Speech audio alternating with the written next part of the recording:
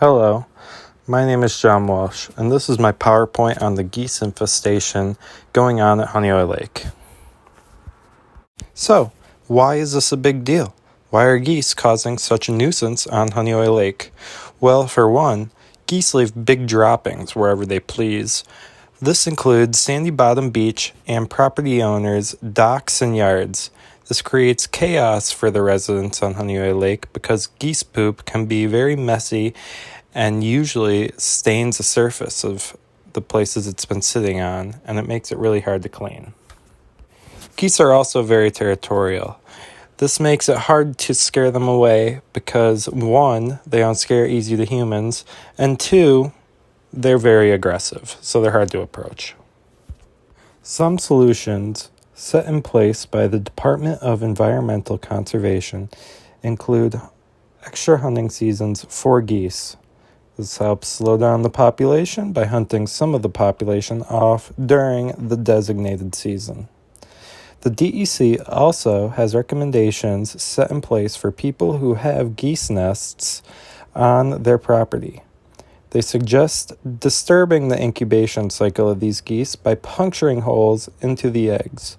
This destroys the nest, making less geese hatch. Another solution set in place is catching male geese and making them sterile. This will make it so some male geese cannot reproduce, plateauing their population rate. Although the Department of Environmental Conservation has some solutions set in place to account for the rising goose population in Honeoye Lake, the DEC should take more action to slow down the rising geese population by changing the bird bag limit rules for hunters during non-migration months, being more informative about disrupting incubating eggs, and introducing a swan back into the ecosystem, because what they have planned now is not as effective towards the solution.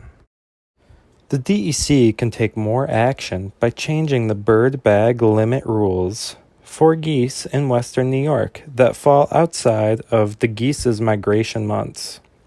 This will give hunters more of an opportunity to hunt and bag more geese that live in New York year-round, which will lower the population of geese that stay in Honeoye year-round. Next, they should advise more people who have goose eggs on their property to disrupt their incubation cycle. The DEC can advise people that this is an option for slowing down the goose population, and more people can be informed about the solution. A couple ways the DEC could get the word out is by making a community post to the Honeoye Lake Facebook page, or they could put a flyer up at the Richmond Town Hall. And finally, the last solution that the DEC should consider is introducing a swan back into the ecosystem. Swans are very territorial towards geese, and usually one swan can scare a whole flock of geese away from a big portion of land. If the DEC implements these 3 steps, then the goose infestation in Honeoye will see a decline in the upcoming years.